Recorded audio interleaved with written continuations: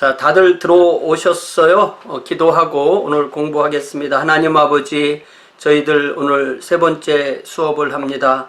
저희들에게 우리가 가보지 않은 곳, 또 만나지 않은 사람들, 또 우리가 경험하지 못한 사건을 이 책을 통하여 공부할 때 성령께서 저희들에게 본 것처럼, 들은 것처럼, 경험한 것처럼 이해할 수 있도록 놀라운 소통이 이루어지도록 복 내려 주옵소서. 예수님의 이름으로 기도하옵나이다. 아멘. 자, 제가 이 책을 샀습니다. 얼마나 제가 기분이 좋았겠어요. 이 책을 사보니까 이제 사파는 맞는데 R.L. 해처이라는 분이 중간중간에 이렇게 몇 가지를 내용을 이렇게 박스 같은 걸 넣고 이렇게 그 에디트를 좀 해서 넣은 그런 책이에요. 그래서 제가 이걸 보고 우리 교과서가 잘못된 부분이 있으면 고쳐서 알려드릴게요. 자, 오늘 우리가 공부하려고 하는 것은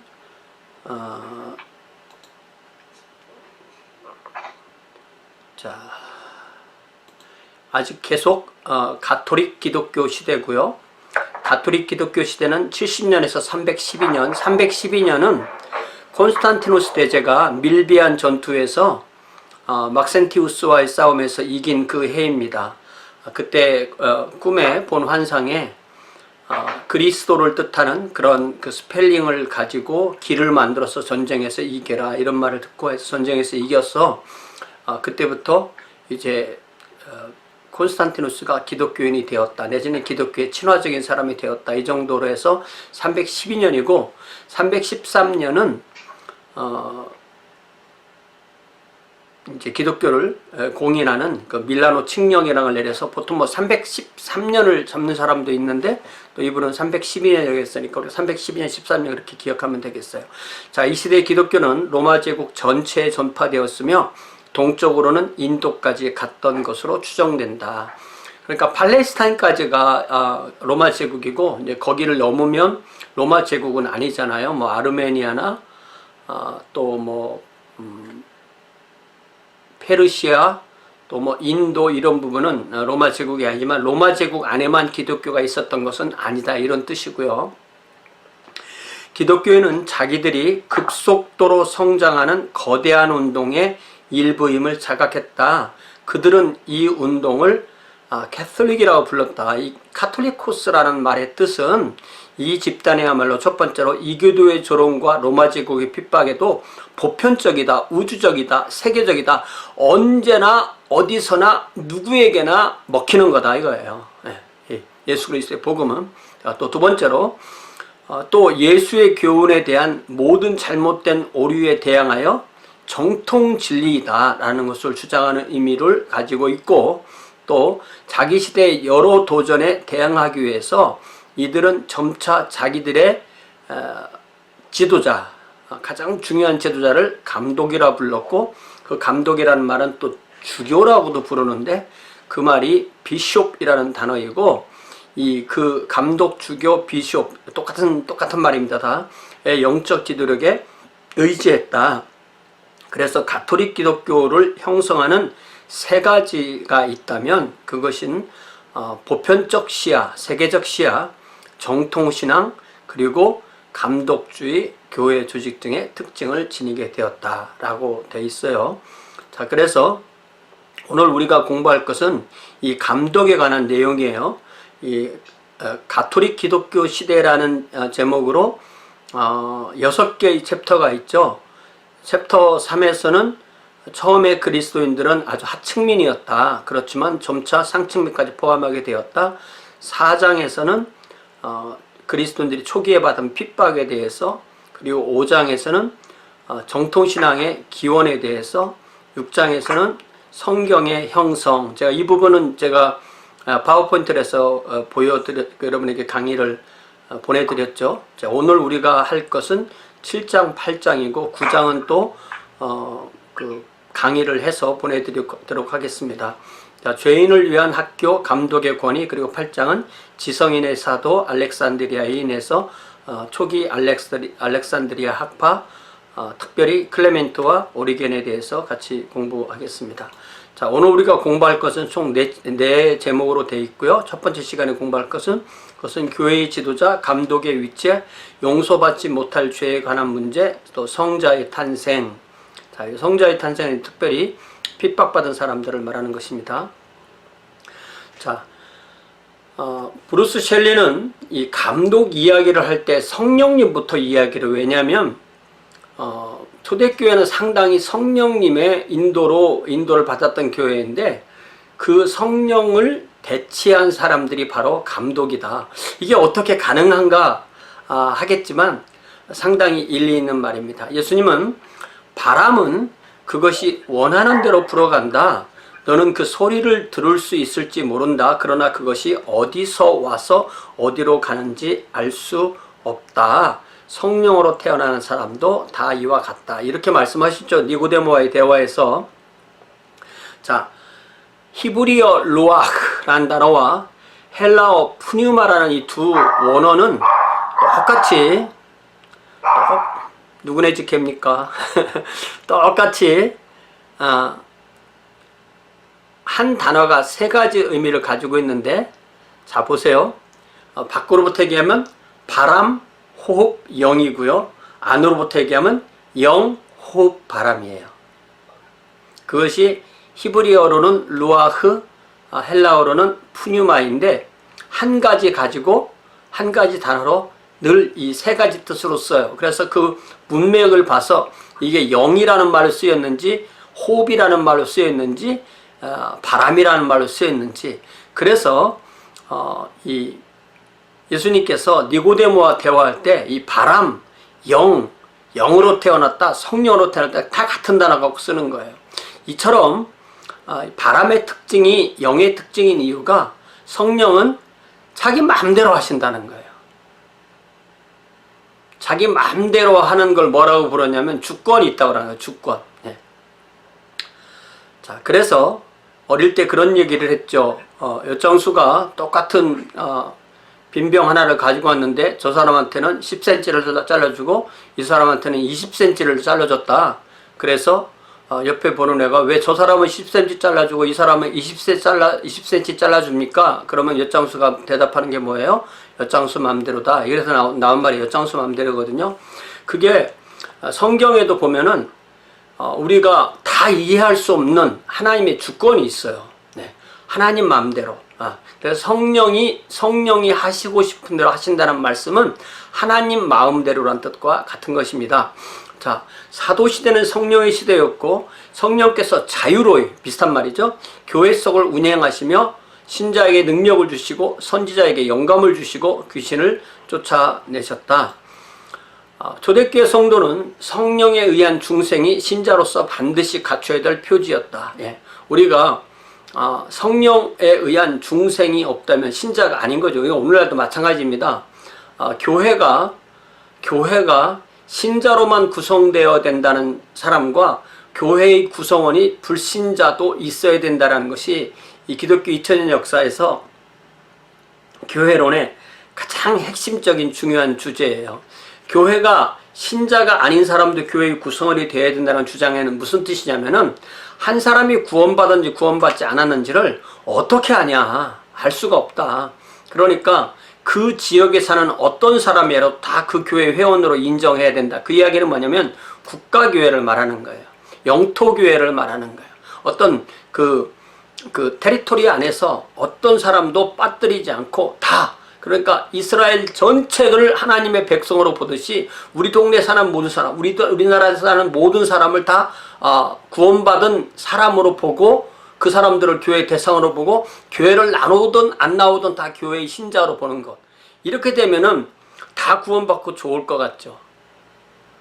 그러나 그렇게 되면 가장 심각한 문제가 뭡니까? 신자와 비신자가 구별이 없게 되니까 교회와 세상이 구별이 없게 되죠. 그래서 그것에 반대하는 것을 신자들의 교회, 신자들만 교회를 만들어야 됩니다 라는 것이 빌리버스 철치예요. 제가 이 책을, 빌리버스 철치라는 책을 박사과정 공부할 때 야, 이 참 좋다. 그렇게 하고 제가 이 책을 번역을 했어요. 2015년에. 그래서 이렇게 책이 나왔거든요. 여러분도 이 책 보고 싶죠? 별로 아무도 감동하지 않으시는 표정인데 감동하셔야 됩니다. 제가 이 책에 대해서도 다 강의해서 조금씩 유튜브에 올려놓으니까 여러분들 또 기회가 있으면 이것도 좀 보시기 바랍니다.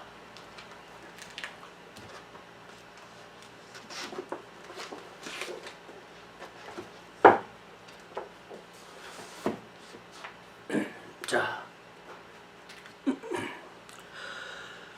로마서 8장 9절에 만일 너희 속에 하나님의 영이 거하시면 너희가 육신에 있지 아니하고 영에 있나니, 하나님의 영에 이렇게 붙들렸다는 뜻이죠. 누구든지 그리스도의 영이 없으면 그리스도의 사람이 아니라. 그러니까 내가 옛날에 중생했어 이런 의미가 아닌 거예요. 구원받았다라는 뜻은 과거 언제 구원받고 지금도 구원받고 영원히 구원받는다는 거예요. 그것은 성령이 내 안에 계시다는 거예요.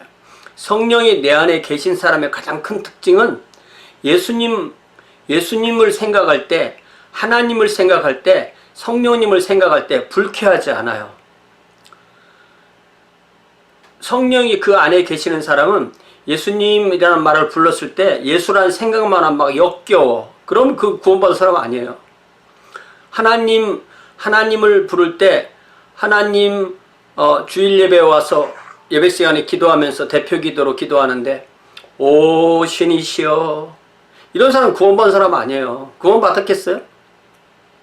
구원받은 사람은 자신과 하나님을 연관 있는 말을 그 마음부터 할 수 있어요.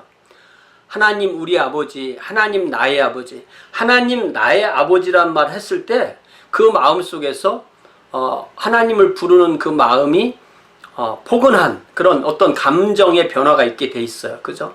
그래서 그리스도의 영이 있다 없다를 우리가 어떻게 하느냐면은 내 마음에 믿는 것이 그렇게 겉으로 드러나게 돼 있어요. 그것을 보고 자기는 아는 거예요. 다른 사람은 모를 수도 있어요. 자, 그런 사람들이 하나님 앞에 자기가 주님의 제자가 됐다는 의미로 받아들이는 것이 바로 물침례예요. 예를 들자면 우리가 결혼 있잖아요. 결혼하고 결혼식하고 같은 거예요, 다른 거예요? 다른 거죠. 결혼식을 하고 결혼 생활을 하는 거죠. 그런데 뭐 결혼식도 안 하고 결혼 생활도 안 하고 혼인신고만 하는 사람도 있죠. 그런데 그 혼인신고를 둘이 합의해서 안 하고 어떤 여자 쪽이나 남자 쪽에서 일방적으로 혼자 조용히 가서 혼인신고하는 사람도 있어요. 그러면 그게 부부로서의 그 효과가 있습니까? 없죠. 그러니까 사랑하고 결혼식하고 서로 고백하고 합의하고 결혼식을 해서 하나님과 사람들 앞에 그것을 식으로 드러내고 그 다음에 결혼생활을 하는 거죠.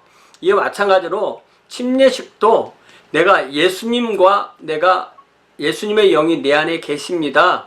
내가 예수님을 믿고 고백하고 따릅니다라는 것을 많은 사람 앞에 드러내는 그 표지가 바로 물침례예요. 그래서 사도행전 2장 38절에서 베드로가 이르되 너희가 회개하여 각각 예수 그리스도의 이름으로 침례를 받고 죄사함을 받으라. 그리하면 성령의 선물을 받는다. 물론 이 말씀이 침례를 받아야만 죄사함을 받는다 그런 의미는 아니에요. 이걸 갖다 이제 어떤 순서로 우리가 구원받느냐라는 것을 구원의 서정이라고 그렇게 보통 얘기를 하는데 정식적인 것은 성령께서 오셔서 내 마음에 믿음을 주시면 내가 믿고 고백하고 구원의 확신이 생기고 침례를 받고 또 그렇게 돼요. 이렇게 가장 큰 먼저 순서가 성령님이 내 안에 오시는 거예요. 예를 들자면 내가 아니면 우리가 내 딸이 태어나서 12개월 한 돌쯤 됐는데 딸이 저보고 아빠 그랬어요. 아빠. 그러면 걔가 나를 아빠라고 불렀기 때문에 딸이 된 겁니까? 아니죠. 딸이기 때문에 아빠라고 부른 거죠. 네. 그러니까 우리가 예수님을 주님이라고 고백했기 때문에 구원받은 게 아니라 하나님이 우리를 하나님의 자녀로 낳아주셨기 때문에 우리가 하나님 앞에 예수님을 주님이라고 고백하게 되는 겁니다. 그런 서정에 대해서 우리가 순서에 대해서 많이 생각해 볼 수가 있어요. 자, 여기서 이제 초대교회에 이제 실제적인 문제가 발생하는데, 그게 뭐냐면 심각한 죄를 지었을 경우, 만약에 신자가 성령을 받고 침례를 받고 신자로 살다가 심각한 죄를 지으면 어떻게 되는가? 예를 들자면 살인을 하고 간음을 하고 배교를 하고, 그런 이 세 가지가 초대교회에서 가장 크게 본 이 죄가 간음, 살인, 배교였거든요. 만약 하나님의 용서하시는 은혜가 인간의 가장 추악한 죄보다 더 위대한 것이 사실이라면 우리는 하나님의 은혜가 더욱 충만하도록 하기 위해서 인간이 범죄하는 것을 허락해야 하지 않겠는가? 라는 궤변도 있다는 것입니다.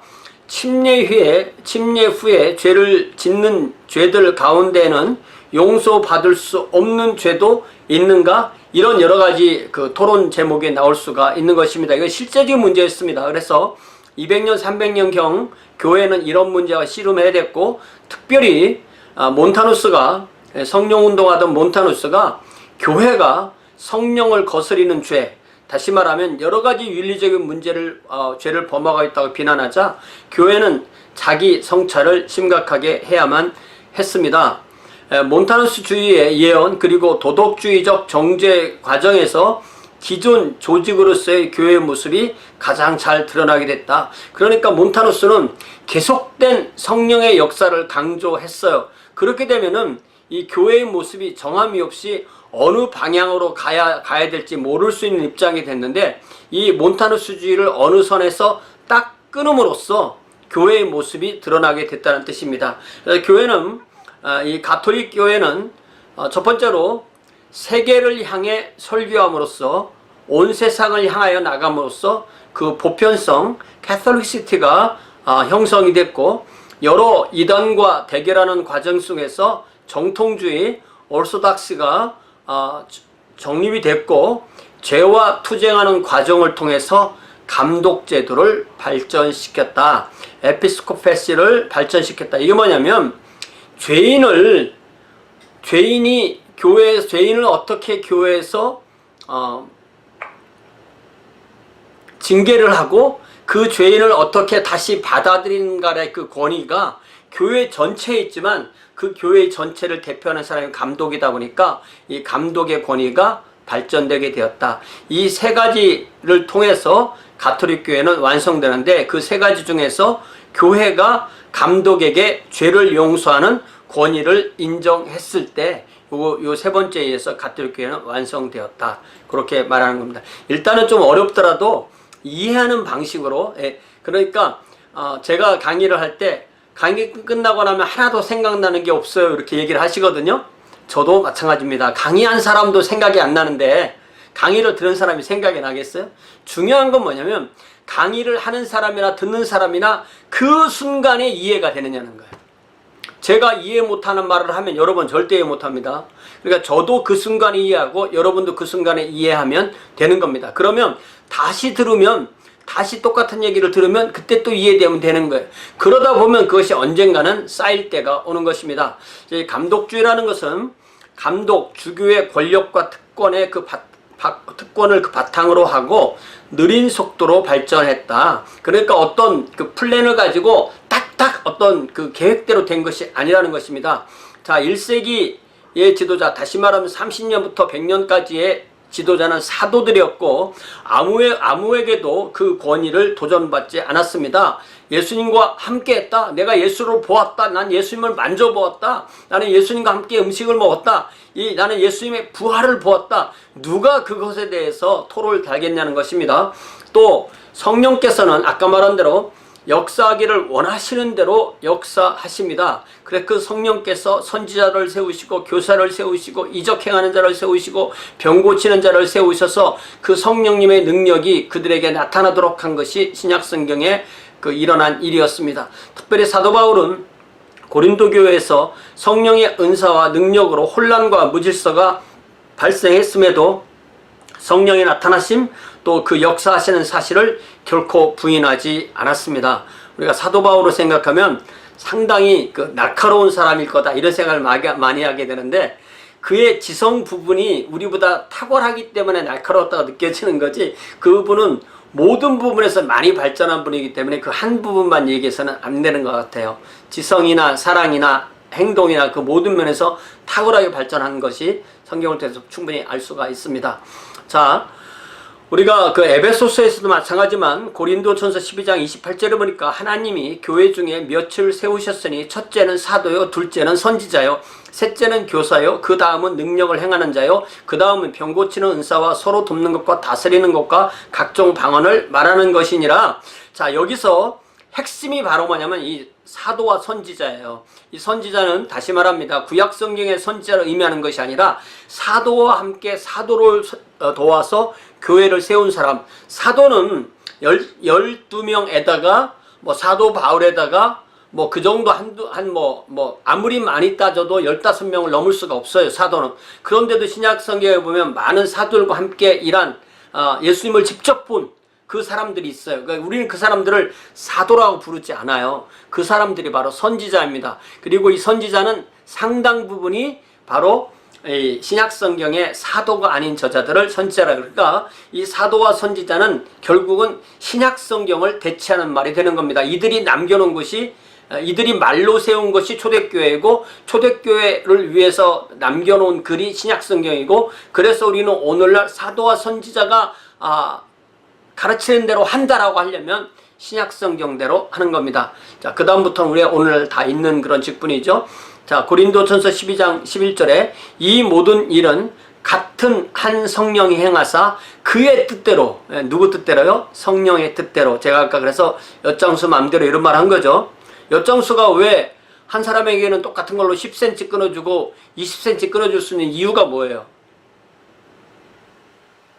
생각해 봤어요? 쟤는 예뻐서? 그 말도 되겠죠. 그 엿이 자기 거니까 그런 거죠. 그래서 비유에 보면 오후 5시에 온 사람에게 한 데나리온 주고, 오후 3시에 온 사람에게 한 데나리온 주고, 12시에 온 사람에 한 데나리온, 그러면 이게 불공평하다 이렇게 생각하겠지만, 내 거 가지고 내가 주는데 내가 너하고 한 데나리온 하루에 일한 거 주기로 했는데 왜 나한테 뭐라고 하냐? 내가 선함으로 네가 날 악하다고 하느냐? 라고 한 거지. 그게 뭐라고요? 그게 뭐라고요? 하나님의 주권이에요. 그게 뭐예요? 하나님의 뜻대로 같은 한 성령이 행하사 그의 뜻대로 각 사람에게 나누어 주시는 것이니라. 그래서 우리가 이 성령론, 은사론에 대해서 배울 때 누구나 최소한 한 가지 이상의 은사는 있다, 이렇게 우리가 말할 수가 있는 것이죠. 사도 바울은 선교 여행을 통해서 세운 교회에 신자들의 영적 필요를 채워주기 위해서 목회를 담당한 지도자들을 반드시 세웠는데, 우리가 그것을 사도행전 13장 14장에서 볼 수 있어요. 사도행전 13장 14장이 사도 바울의 1차 선교 여행이고요. 1차 선교 여행이 1절부터 3절부터 보냈죠. 맨 처음에는 키프로스로 갔어요, 배 타고. 그 다음에 키프로스를 떠나서 13절에 보니까 비시디아 안디옥에 갔어요. 그래서 비시디아 안디옥에 가서 설교한 내용이 13장 15절부터 쭉 나오기 시작해서 41절까지 나오고, 그리고 나서 다시 그 사람들이 그 다음에는 14장에 보니까 이고니온으로 갔죠. 그 다음에 8절에 보니까 루스드라로 갔죠. 예. 그리고 나서 더베로 갔죠. 예. 20절에 보니까 더베로 갔어요. 그래서 비시디아, 안디옥, 루스드라, 이고니온, 더베까지 갔어요. 자, 그래서 21절에 보니까 복음을 그 성에서 전하여 많은 사람을 제자로 삼고, 그 다음에 더베에서 루스드라로, 루스드라에서 이고니온으로, 이고니온에서 안디오로 거꾸로 간 거죠. 역순으로 가서 제자들의 마음을 굳게 하여 이 믿음에 머물러 있으라 권하고, 또 우리가 하나님의 나라에 들어가려면 많은 환난을 환난 이렇게 번역하면 이렇게 발음하면 안 된대요. 환난 이렇게 번역하는 것은 돈 때문에 난리 겪는 거 있죠? 그게 환난이에요. 그럼 우리가 핍박받는다 할 때 쓰는 그 환난은 발음을 환난 이렇게 해야 된대요. 제가 자꾸 이 발음을 틀리게 하는데 뭐라고요? 환난 환난이랍니다. 환난을 겪어야 하고 각 교회에서 장로들을 택하여 금식 기도하며 그들이 믿는 주께 그들을 위탁하고, 이걸 잘 보면요, 네 곳을 안디옥, 이고니온, 루스드라, 더베 이렇게 갔다가 갈 때는 지도자를 안 세웠어요. 그죠? 돌아오면서 지도자를 세웠어요. 이 얘기는 뭐예요?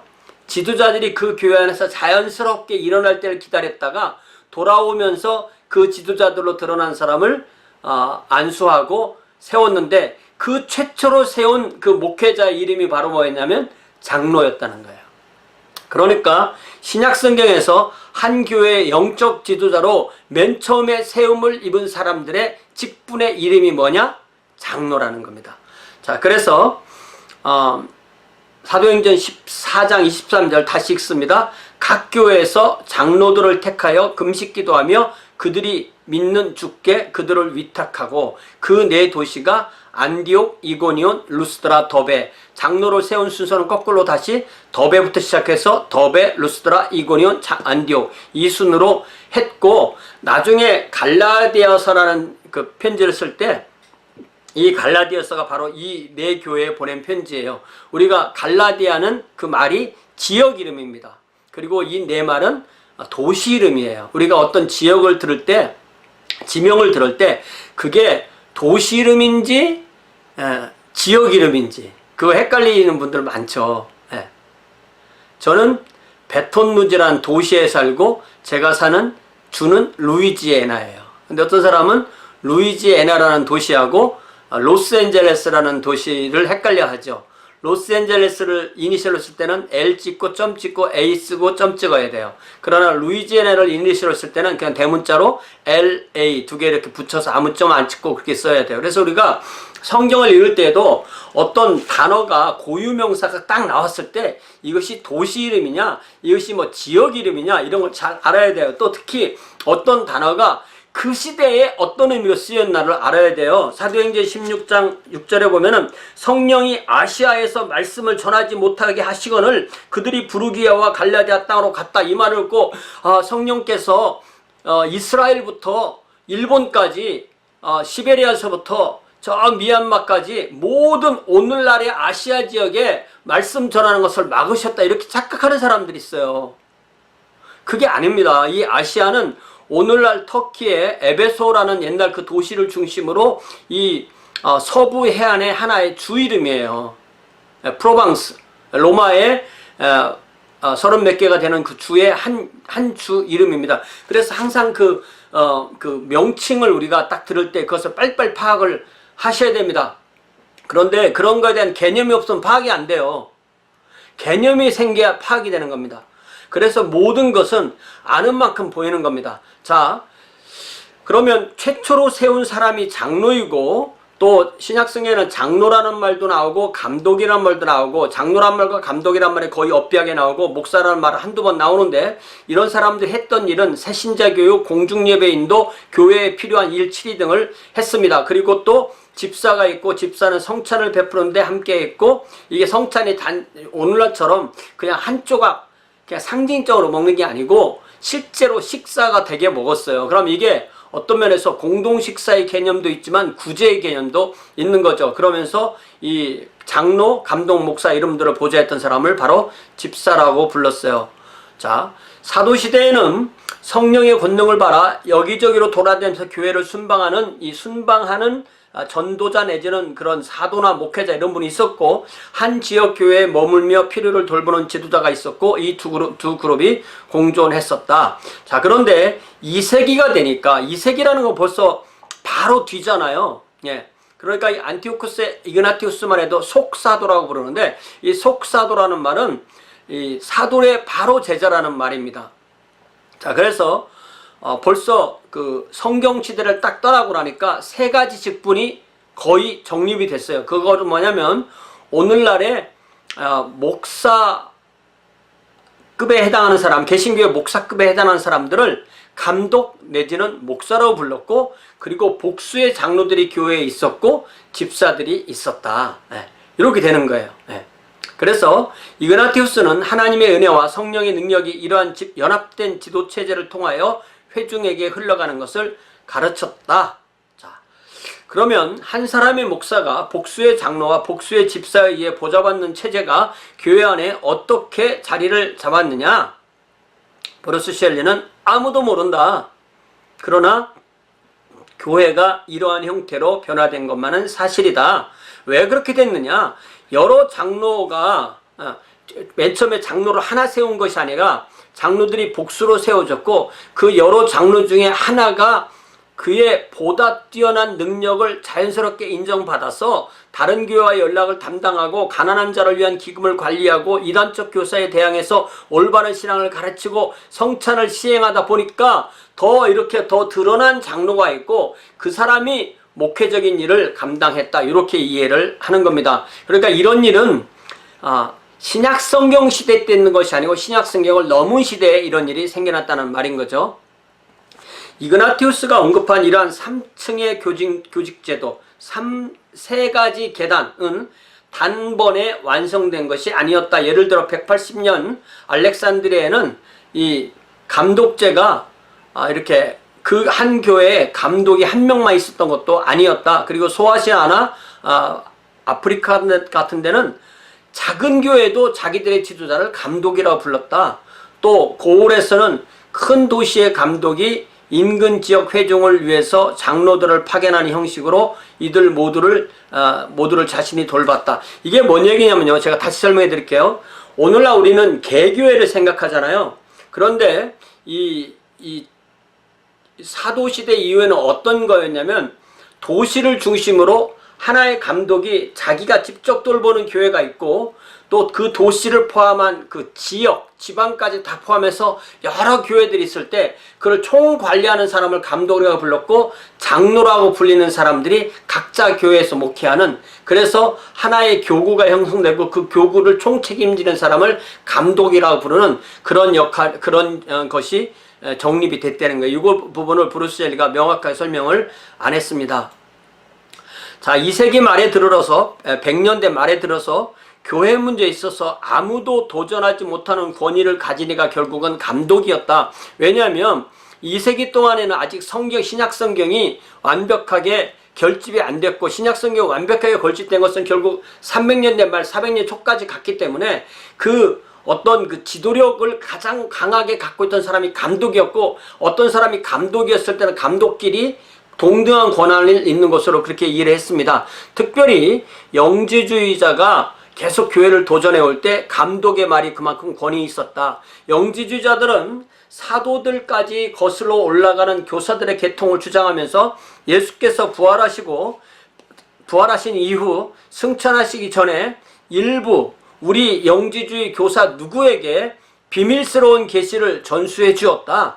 이들 교사는 이 비밀의 지식을 또 다른 교사에게 전수했고, 이 비밀을 이어받은 이가 영지주의자다. 그래서 가톨릭 교회가 아니라 영지주의 교사가 진정한 지식과 지혜와 철학을 소유하고 있다고 주장합니다. 그러니까 영지주의자들은 자기들만의 복음서가 있는 거예요. 누구 복음서 이런 식으로. 그랬을 때 가톨릭 교회는 성경을 결집하면서 마태, 마가, 누가, 요한을 섞어서 한 권의 복음서로 만들든지, 아니면 그 중에 하나만 복음서로 한 일을 하지 않고 4권의 복음서를 신약성경의 복음서에 집어넣음으로써 대동소이하다.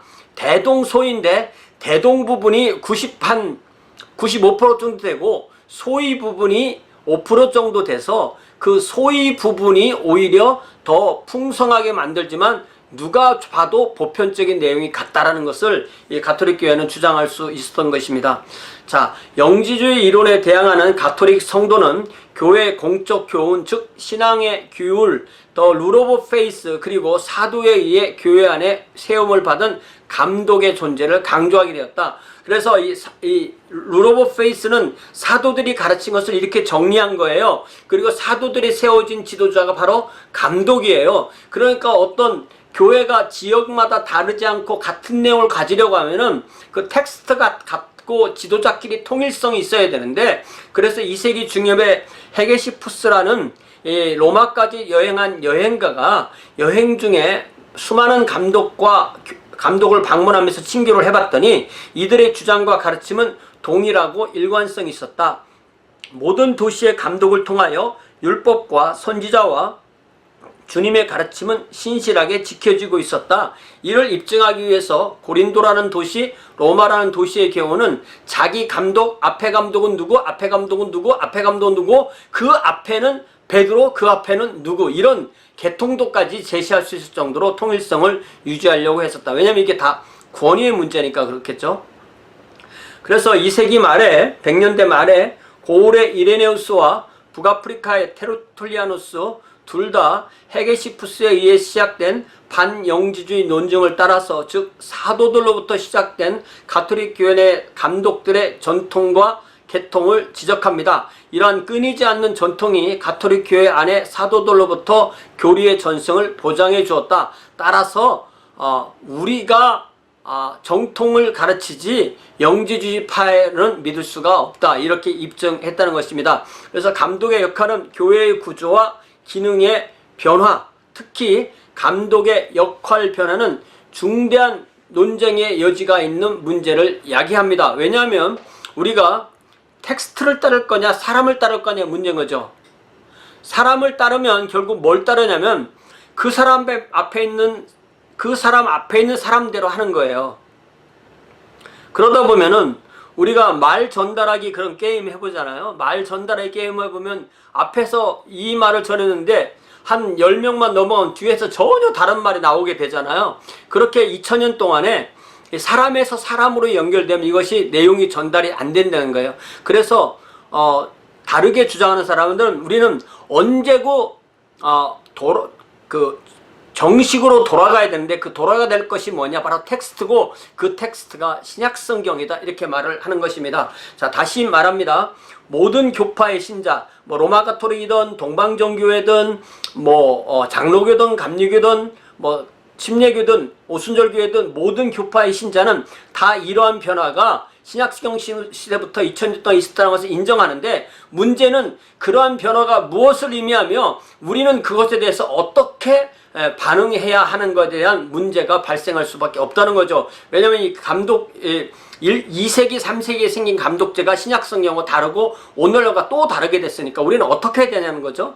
이 문제에 대해서 크게 서로 다른 세 가지 답이 가능한데, 그건 뭐냐면 첫 번째는 초대교회를 이끌었던 지도자들이 자기들의 사도들에게 배운 대로 안 하고 그때부터 벌써 자기들의 맘대로 하나님께서 세우신 교회의 제도와 형태를 오염시켰기 때문에 이것으로부터 벗어나는 길을 선택하려면 그들이 발생시킨 변화는 부인되어야 되고, 원래의 모습, 신약성경 사도행전부터 요한계시록까지 있는 그 모습으로 교회를 되돌려놔야 된다. 이런 얘기는 신약성경에 있는 교회가 원칙이다, 이렇게 이것이 돼야 되는 거예요. 자, 그러면 여기에 심각한 문제가 뭐냐면, 그럼 신약성경에 나오는 모든 교회들이 다 순수했냐, 내지는 죄가 없었냐, 아니면 그것이 모델이 될 수가 있느냐. 예를 들자면 신약성경에 여러분 어떤 교회가 가장 모델이 됩니까? 예루살렘 교회가 모델이 됩니까? 예루살렘 교회는요, 예루살렘을 떠나고 싶지 않았어요. 온 세상에 나가서 복음을 전하라고 했는데 별로 안 떠나고 싶었다니까요. 하나님께서 핍박을 통해서 그 흩어놓으신 거죠. 자, 안디옥 교회는 상당히 모범이 됩니다. 에베소 교회도 모범이 됩니다. 골로새 교회도 모범이 됩니다. 그러나 예를 들자면 고린도 교회는 모범되는 교회는 아닌 거죠. 그래서 어떤 그 신약 성경 시대의 교회라고 한다고 해서 그 모든 교회가 다 우리의 모범이 된다는 건 아닙니다.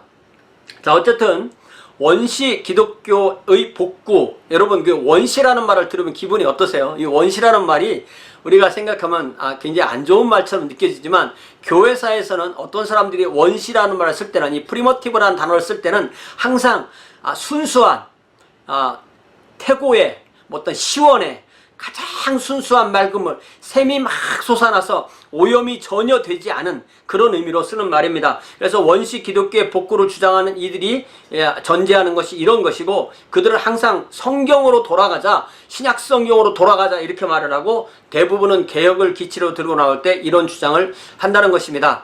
그러나 문제는 과연 사도시대 교회의 모습 가운데 과연 어느 정도가 그 후의 모든 교회가 그대로 답습해야 할 항구적인 모습인지를 해석해서 결정해야 된다는 것입니다. 그러나 결코 그것이 용이하지 않습니다. 만일 사도시대 교회 안에 장로제도가 있었기 때문에 오늘날 모든 목회자를 장로라고 불러야 되고, 그 신약 성경대로 그렇게 해야 된다라고 한다면, 여인은 교회 안에서 침묵하라는 명령도 그대로 준수해야 된다면, 여자들은 교회에서 가르치지도 못하고 여자들은 교회에서 그냥 그 마스크 탁 쓰고 한마디도 말하지 말라는 말이냐, 이것도 쉽지 않은 문제라는 거죠.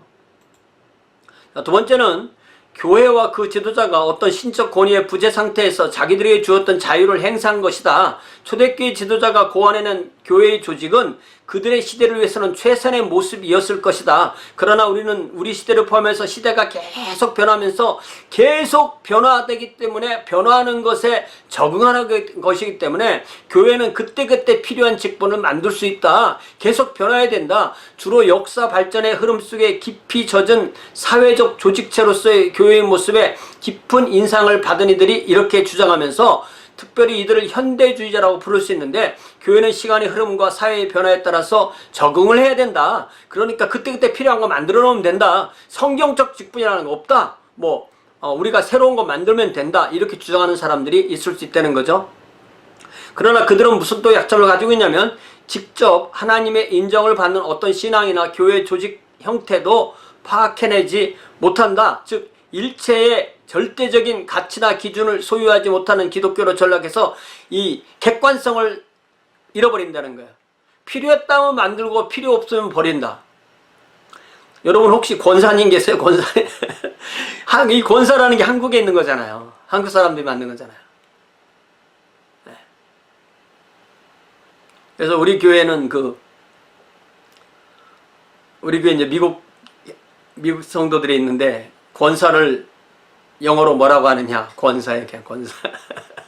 자, 성령께서 세 번째는 교회 안에 거하시면서 그 결정을 인도하셨으니만큼 교리와 교회 조직에 관한 초기 발전은 인간의 역사가 아니라 바로 하나님께서 하신 일이다. 따라서 이러한 변화들은 교회를 위해서 영구적인 의미를 지닌다. 그러니까 2세기, 3세기, 4세기에 생긴 것은 그대로 오늘날도 해야 된다. 이렇게 말을 하는 거예요.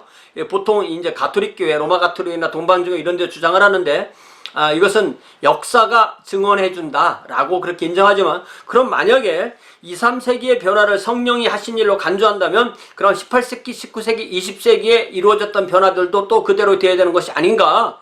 왜 그거를 꼭 처음 2, 300년에만 국한시켜야 되느냐? 이것이 이 주장대로 오늘날 것도 의미가 있다고 생각하는 사람들이 로마 가톨릭이에요. 그래서 로마 가톨릭은 계속 새로운 교리를 만들어 집어넣기 때문에 나중에는 성모 무흠설, 성모 승천설 이런 것까지 나오게 되는 거죠.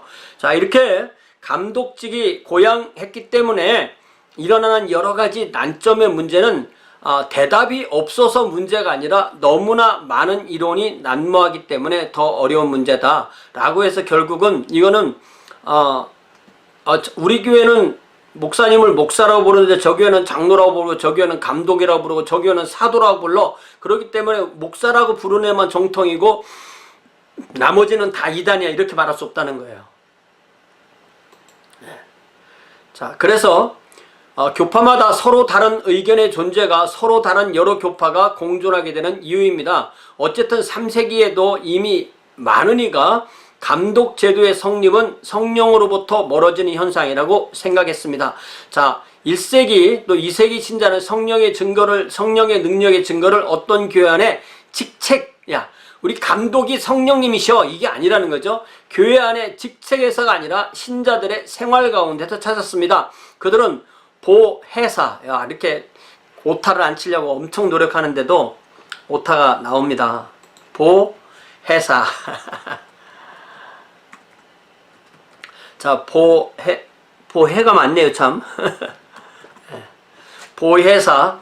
자, 무슨 생각하나 몰라요, 제가. 보혜사, 성령을 역동하는 도덕적 에너지로 이해했다. 좀 이상해요, 이런 말은. 왜냐면 에너지 이렇게 말하면 안 돼요.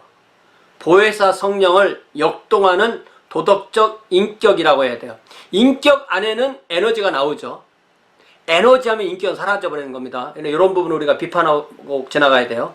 자, 사도 바울은 성령의 사역을 건덕, 우리가 건덕 이런 말 들어봤지 옛날에. 건덕은 건전한 덕이라는 말이에요. 건덕의 측면에서 파악했고, 이러한 건덕은 선하고 순결한 모든 면에서의 성장을 의미했다. 이게 무슨 말이냐면은 우리가 성령님의 충만하다는 이야기는 결국은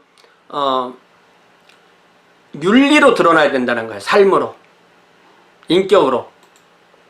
자, 그래서 갈라디아서 5장 22절 23절 보면 오직 성령의 열매는 사랑이라 화평 오래 참음 자비 양성 충성 온유 절제 이런 것으로 드러나야 된다는 것입니다. 이 놀라운 것은 갈라디아서 5장을 잘 읽어보면 육체의 소욕과 나의 열매 이렇게 구별하지 않아요. 육체의 소욕과 성령의 열매예요. 그러니까 나한테서 맺어지지만 그것은 내 열매가 아니고 성령의 열매라는 것입니다. 사도 바울은 영적인 중생과 도덕적 생활은, 그러니까 중생과 생활은 기독교인 생활의 한 부분이 아니라 지상에서의 열매 자체요 목표다. 사도 바울은 그 수세기를 두고 계속 이어지는 그 강조점을 기준을 만들어 놓은 거고, 초대 교부나 변증가의 저술이나 계속해서 교인의 생활, 성결한 생활을 강조해 주었다. 그래서 가장 엄격한 도덕적 기준을 그 구성원에게 적용하는데 그들 가운데 일체 거룩하지 못한 자들을 용납하지 아니했습니다. 심각한 죄를 범한 자들을 그들 가운데 축출해 버렸습니다. 그래서 인간이 한번 이제 나이 먹고 병들고 죽는 거하고 매일의 생활에서 죽는 거하고는 차이가 있다. 죽음이라고 다 같은 죽음이 아니다. 바로 이러한 이유 때문에 그리스도의 제자는 매일 죽음을 경험한다. 자기 정욕을 억누르며 죄의 욕심을 억누르며 성경을 따라 극복한다. 왜냐하면 우리는 창피스러운 욕망, 더러운 장면, 간음하는 눈길, 음담패설에 기울일 귀가 없어야 하기 때문이다. 이로 인해서 우리 영혼이 상처를 입을까 우려하는 까닭이다. 이게 이제 윤리를 말하는 거죠.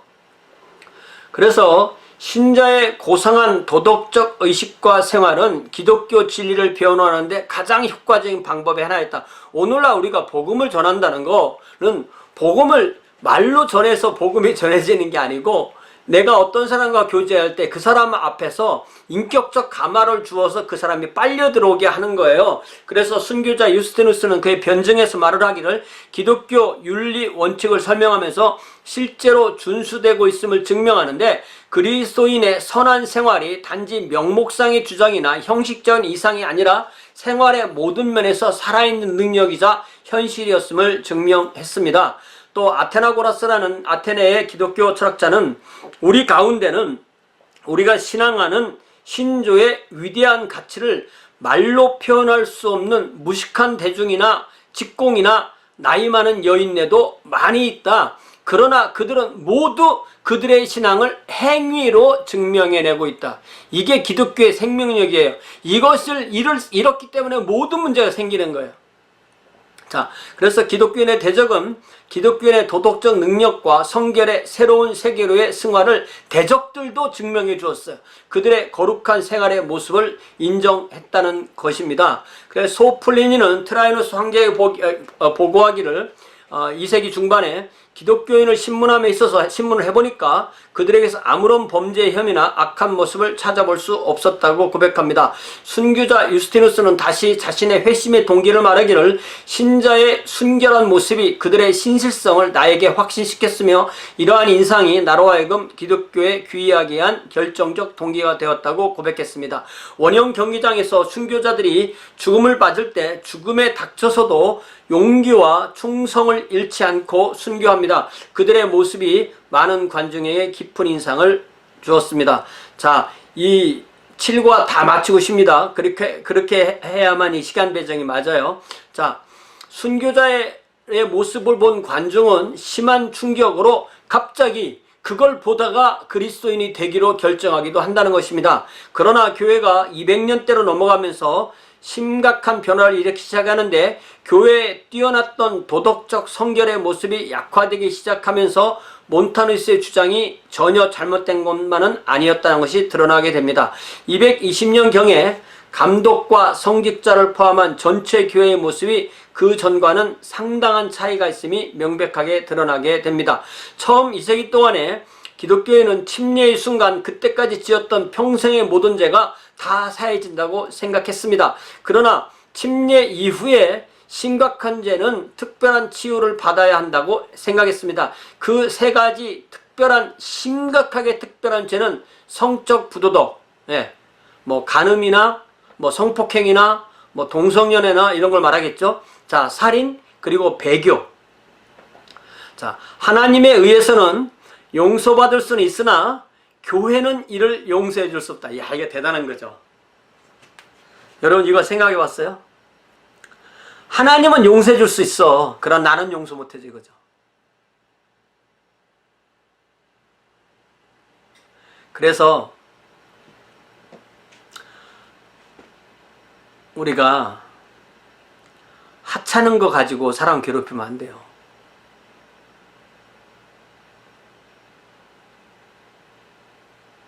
하나님은 돈 케어야. 근데 내 아내가 그걸 싫어해. 그럼 내가 해도 돼요? 안 해도 돼요? 안 해야 돼요. 안 해야 됩니다. 그걸 안 해야만 형제를 마음 아프게 안 하는 거예요. 그렇죠? 근데 그 형제가 그런 것을 돈 케어 할 때 나는 편해질 수 있는 거죠.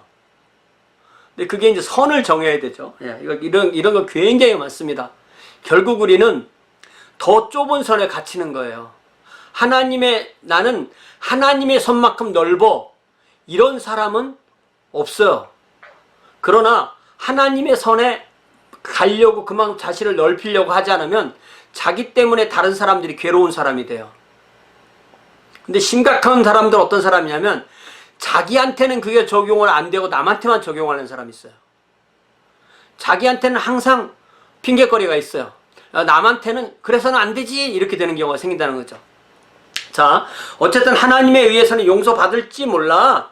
그렇지만 교회에서는 쫓겨나야 돼. 성찬식도 못해. 이런 상황이 생긴다는 거죠. 특별히 성찬식은 하나님의 특별한 은혜의 통로였고 성찬을 참여하지 못하게 하면 개인 영혼이 위험한 상태에 빠지고 그래서 그것을 가지고 사람을 징계하기 때문에 결국 성찬에 참여하지 못하는 것이 불멸에 이르는 처방이 되고 죽음의 방지자가 된다고 이그나티우스도 얘기를 했다는 거죠.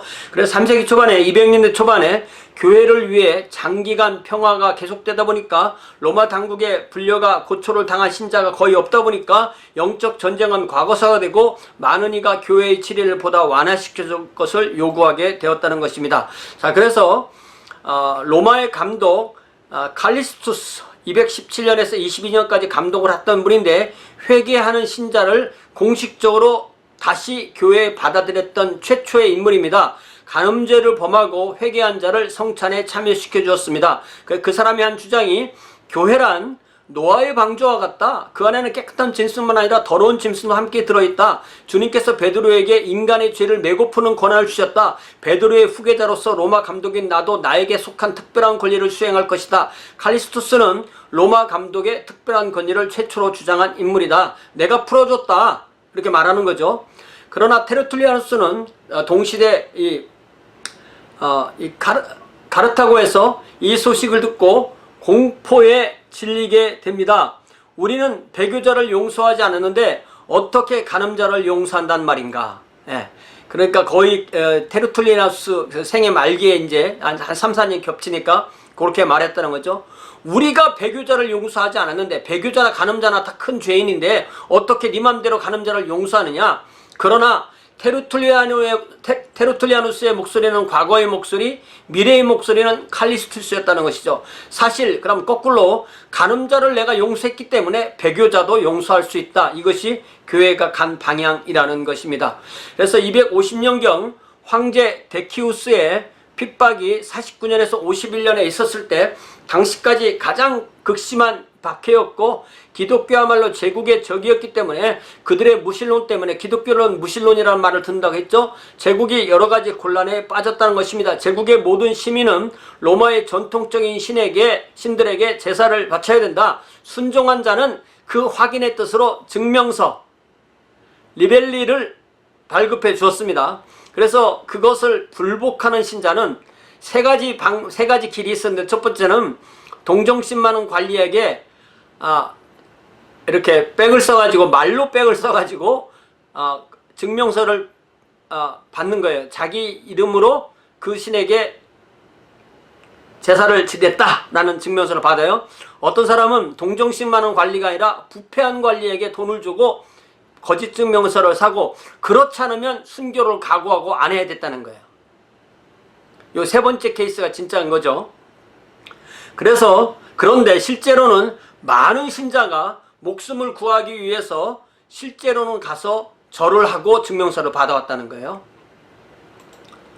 자, 많은 신자가 그렇지만 많은 신자가 실제 아무것도 안 하고 감옥에 갇히고 순교의 길을 택하기 시작했고, 그런 사람 중에는 로마와 안티오쿠스의 감독도 있었습니다. 그래서 이제 순교자라는 말이 나오기 시작했는데, 신약 성경에는 순교자라는 말은 없고 증인이라는 말이 있는데, 이 증인이라는 말이 말투스인데, 이것이 신약 교회사에 가서 증인이라는 말을 그대로 쓰면서 문맥에 따라서 그걸 가지고 순교자를 부르는 말이 된 거예요.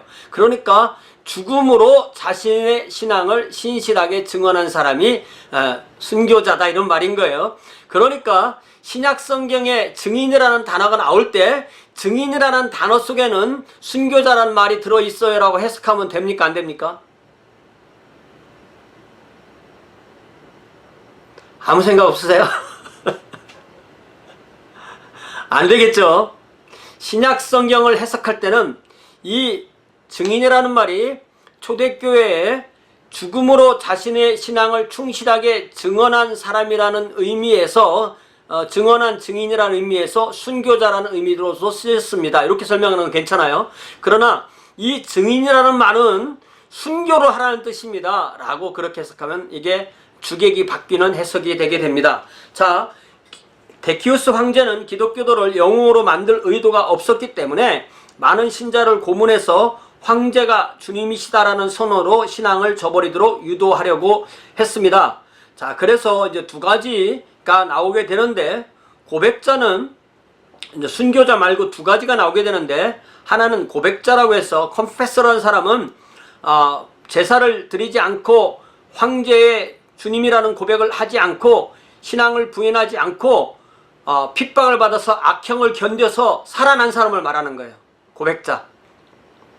변절자는 고문을 받다가 처음에는 안 하다가 고문을 받다가 결국은 제사를 드리고 또 황제가 주님이라고 고백한 사람을 변절자라고 불렀어요.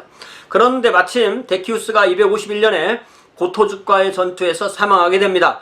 그리고 나니까 이제 교회에는 엄청난 문제가 떨어지게 돼요. 항상 핍박보다 핍박이 끝나고 나서가 문제가 더 커집니다. 왜냐하면 이런 사람들을, 변절자를 내지는 또 그 증명서를 사거나 얻은 사람들이 교회로 들어온다고 할 때 어떻게 할 거냐는 거죠. 죄인을 교회로 다시 받아들이는 여부로 많은 교인, 심지어 회중의 4분의 3이 변절한 경우도 있었는데, 많은 이는 영적 준비가 되어 있지 않은 상태에서 핍박을 받아서 신앙이 약해서 제국에 굴복해야 됐는데, 대제사장의 저택에서 주님을 부인했다가 울부짖는 베드로처럼 그들도 가슴 아파 울면서 교회로 받아달라고 하는데 어떻게 해야 되느냐는 거죠. 교회로 돌아오지 못한다는 의미는 뭐냐? 카르타고의 감독 키프리아누스가 말하듯이 교회 밖에는 구원이 없다고 그랬는데, 그래서 교회 안으로 들어오지 않으면 내 구원을 잃을 것인데, 하나님 내가 교회 안에 들어가게 해주세요 라고 하는 기도가 하늘에 사무치게 되었다는 거죠. 그럼 교회는 어떻게 신앙을 부인한 자들을 용서할 수 있을 것인가? 이것이 곧 용서받을 수 없는 죄인 성령을 부인하는 죄가 아닌가? 공포나 고통의 이유를 막론하고 구원의 유일한 길은 부인하는 것보다 더 심각한 죄가 어딨나? 주님의 구원의 유일한 길, 예수님만 주님이라고 했던 사람이 황제가 주님이라고 하고 이방 신상의 제사를 지내면 이거보다 더 심각한 죄가 어딨냐? 만약 이 죄를 용서한다면 모든 죄는 용서되지 않겠느냐? 그렇다다 보면은 결국 기준이 없고 교회와 세상이 똑같아지는 것이 아니냐? 이렇게 되는 거죠. 자, 순교자는 이미 순교했어요. 그러나 살아있는 순교자가 고백자인 겁니다. 살아있는 순교자. 이게 앞으로 첫 시간은 좀 길게 하고 중간에 한 번 쉬고 나머지 거 한 번 이렇게 합시다. 좀 그런 분들은 좀 개인적으로 좀 다녀오세요. 예. 제가 이거 얼마 안 남았으니까 이렇게 해야 될 것 같아요. 시간상.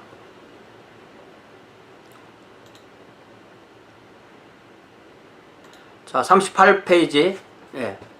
그래서 이 고백자는 신자가 존경과 숙모의 영으로 대합니다. 순교자를 먼저. 순교자. 피의 침례. 신자가 얻을 수 있는 최고의 영광은 바로 순교자예요. 순교자의 이름은 교회에서 기억됩니다. 그들의 영생의 생일, 즉 순교일에 그들의 무덤에서 기념행사를 할 정도로, 그래서 이 카타콤에 가서 그들과 함께 예배를 드리는 것. 순교자와 함께, 원래 기독교인이 카타콤으로 간 첫 번째 이유는 거기에 신자들이 무덤이 있고 그들과 함께 예배하려고 한 거예요. 예. 그래서 그 순교자들을 성자로 이제 존중하기 시작한 거죠. 그래서 성자가 교회에 나타나기 시작했고, 그래서 이게 성자의 탄생입니다. 카르타고의 키프리아누스는 고백자는 그들의 뛰어난 용기로 인하여 하나님께서 특수한 능력을 받아 가지게 되었다고 주장하는 자들과 논쟁을 하게 됩니다. 자, 키프리아누스는 감독이에요. 그런데 이제 고백자들이 교회에 와서 자기들이 살아있는 순교자이기 때문에 살아있는 순교자가 된 것이 하나의 능력이 되고 계급이 되고 권력이 되는 거예요. 그래서 성령께서는 내가 고통을 겪으면서 주님을 지켜서 살아왔기 때문에, 내가 이만한 공을 세웠기 때문에 오히려 저렇게 변절한 사람을 내 공으로 그 사람들을 용서해 줄 수 있습니다라고 주장을 하기도 했다는 거예요. 자, 그래서 이렇게 말합니다. 고백자는 그들의 뛰어난 용기로 인하여 하나님께로부터 특수한 능력을 받아 가지게 되었다라고 주장했고요. 이 사람들을 감독이 어떻게 해야 될지 참 곤혹스러웠다는 거죠. 성령께서는 그들에게 인간의 죄를 사해줄 자격을 부여했다고 자기들이 주장하기 시작합니다. 변절자의 오류를 고백자의 공로로 덮어줄 수 있다. 많은 이가 키프리아누스에게 이러한 일괄사제를 공식적으로 인정할 것을 요구하게 됩니다. 그랬을 때 카르타고의 키프리아누스는 죄의 중대성을 따라서 선별해서 교회에 다시 귀환할 수 있는 여부를 결정하는 체제를 만들어요. 이게 뭐예요? 교회가 결국 재판소가 되는 거잖아요. 감독이 재판해야 되는 거예요. 판단해야 되는 겁니다. 자, 예를 들자면 처참한 고문 후에 황제에게 제사를 드린 자들이나 본심은 그렇지 않았지만 육신이 약하여 고통을 이기지 못한 자들, 이 두 경우는 교회가 자비를 베풀어서 받아줘야 되지만, 황제가 제사를 드리라고 하니까 제일 먼저 나가서 자발적으로 기꺼이 제사를 드린 사람은 처벌을 해야만 교회에서 다시 받아준다. 이런 걸 케이스 바이 케이스를 두지 않으면 안 된다, 이렇게 키프리아누스는 생각했다는 거죠. 그래서 교회의 제도가 키프리아누스의 이론이 일반적인 찬성을 받고 정립이 되게 됐는데, 그래서 교회는 죄의 심각성에 따라서 각각 차등이 있는 벌칙을 만들었는데, 그 벌칙을 페난스라고 하고 그것을 번역할 때 고행이라고 해요. 자, 우리가 이 로마 가톨릭 배경이 없으면 이런 말이 뭔지를 몰라요. 그런데 우리가 교회에서 이런 벌을 받아본 적이 없기 때문에 우리는 이게 뭔 말인지도 몰라요. 그러나 이거를 어떤 군대나 어떤 학교나 그런 데로 이렇게 잘 한번 비교를 해보세요. 그러면 이게 충분히 이해가 되는 말입니다. 서로 다른 죄에 따라 서로 다른 속죄의 기간이 지나야 죄인은 다시 성찬에 참여할 수 있었습니다.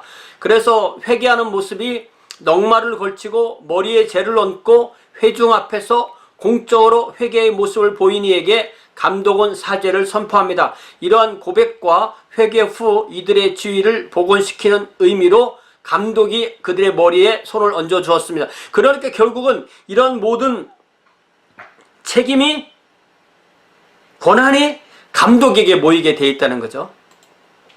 자, 그래서 예를 들면 북아프리카의 고백자는 수년 후에 가톨릭 교회의 교리가 되는 선행의 보고와 면벌부라는 형태로 발전하게 됩니다. 자, 이게 무슨 얘기냐면 잘 들어보세요. 자, 어떤 사람이 구원을 받기 위해서 100이라는 점수를 따야 돼요. 그런데 어떤 사람은 너무너무 이 고백자 같은 그런 훌륭한 신앙생활을 했기 때문에 점수가 100을 넘어버렸어요. 100점, 200점, 300점, 400점. 그리고 어떤 사람은 그 점수가 부족해서 80점, 60점, 50점 돼요. 그러면 그 남은 점수를 다 모아놓은 창고가 하늘에 있는 거예요. 그것을 선행의 보고라고 불렀어요. 그러면 그거를 꺼내서 돈을 받고 내지는 그 사람들이 무엇을 했고 고행을 했고 선행을 했기 때문에 그걸 돈을 받고 그들의 죄를 용서해 주는 것을 면벌부, 인덜전스 내지는 면죄부라고 부르는 제도가 이런 것 때문에 생긴 거예요. 자, 이것의 문제점은 뭐냐면 사람이 하나님이 요구하시는 것 이상의 선행을 할 수가 있다. 이게 이 개념부터가 잘못된 거고요. 두 번째는 그것이 있다 한들 그것을 또 다른 사람에게 줄 수 있다는 것도 잘못된 거고요. 더욱이 그거를 관리하고 그것을 주고받고 할 수 있는 그 책임을 교회나 감독이 가지고 있다는 것도 잘못된 거예요. 이거는 토럴리 잘못된 건데 이것 때문에 교회가 완벽한 타락으로 가게 되고 1500년경에 종교개혁이 시작된 근본적인 문제가 되게 됩니다. 이 제도를 통해서 교회는 특별하게 영적으로 뛰어난 성자들의 선행을 부족한 죄인에게 이전시켜주는 제도를 만들었고, 이렇게 하다 보니까 예수님은 사라지고 물론 이 선행의 보고 안에 예수님의 선행, 마리아의 선행 다 들어간다고 하지만 실제로는 예수님은 사라져버리는 그런 결과가 됐습니다. 자, 이런 것에 반대한 사람이 로마 교회 신학자의 장로인 노바티아누스인데 엄격한 전통적 입장을 대변합니다. 여기 전통적 입장이란 말이 두 번 들어갔죠. 이게 이렇게 아무리 교정을 봐도 강의할 때 외에는 자꾸 안 보여요. 자, 살인, 간음, 배교의 대죄를 저지른 자는 교회가 그 죄를 사할 수 있는 권한이 없다고 주장합니다.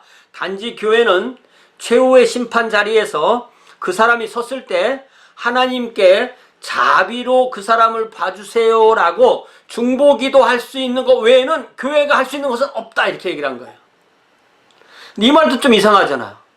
그럼 한 사람이 교회 안에 어떻게 다시 돌아와요? 이 심각한 문제인 거죠. 자, 그래서 코넬리우스는 또 로마 교회의 또 다른 장로였는데 노바티아누스에게 강력하게 반대합니다.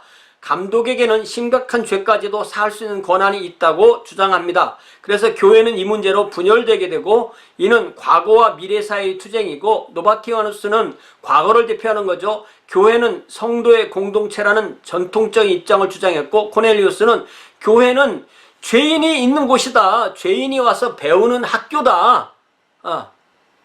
둘 다 맞는 말이잖아요. 자, 코넬리우스 견해는 결국 다수파에게 수용됐고 감독의 지위에 오르게 됩니다. 노바티아누스의 견해는 소수가 일일이 지지했고 소수파의 교회로서 분파교회를 세워서 세웁니다. 자, 분파교회는 항상 뭐냐면은 소수예요. 그렇지만 자기들만 잘 믿는다고 말하는 사람들, 나머지는 다 썩었다고 말하는 사람들이에요. 교회사에는 항상 이 분파가 있어요. 분파는 우리가 그 사람들을 그리스도로 인정해요. 근데 그 사람들은 우리를 그리스도인으로 인정하지 않는 걸 분파라 그래요. 예, 요 개념을 우리가 분명히 기억해야 됩니다. 자, 한국에는 이 분파란 말을 안 써요. 그냥 이단이란 말을 다 그냥 통일합니다. 이단하고 분파를 구별 못하면 형제를 형제 아니라고 말하게 돼요. 이걸 구별 못하면 더 잘 살자고 하는 그리스도인을 밀어내서 못 사는 그리스도를 만들게 되는 겁니다. 자, 가톨릭 교회는 죄인에 대하여 용납하는 태도 때문에 순수성을 상실했다고 그래서 오염되었다고 주장합니다. 그 주장은 옳은 것이옵니다. 왜냐하면 이제 가톨릭 교회는 모든 죄인에게 무제한적인 사죄를 베풀기 시작했기 때문입니다. 자, 그래서 결국은 고해 내지는 참회, Sacrament of Penance 이런 성례가 만들어지게 됐는데 매우 어떤 간단한 그 예식, 형식만 거치면 교회는 용서를 베풀게 됐습니다. 드디어 은혜가 시대의 요구에 부응하는 시대가 도달했다. 감독이 성령을 인도하게 되었다. 이런 평을 들을 수밖에 없는 거죠. 하나님이 하실 일을 인간 감독이 하는 때가 오게 된다 이거죠. 그렇지만 이런 문제가 있지만 이거를 우리가 그동안 2000년 동안 이런 그 교회의 지도자의 역할이 어디까지인가의 문제로 계속 이런 문제를 겪을 수밖에 없는 거예요. 자, 그러면 이 감독제를 대표하는 데가 로마 가톨릭 교회고 이런 것을 신약 성경대로 하자는 게 침례교회고 장로교회 같으면 중간쯤 되는 거거든요. 그렇게 될 때 우리가 어떤 제도가 더 맞을 것인가에 대한 생각은 우리가 각자의 그런 자유에 속하는 문제라고 할 수 있고, 침례교회 공식 입장은 신약 성경대로 하자가 침례교회 공식 입장이 됩니다.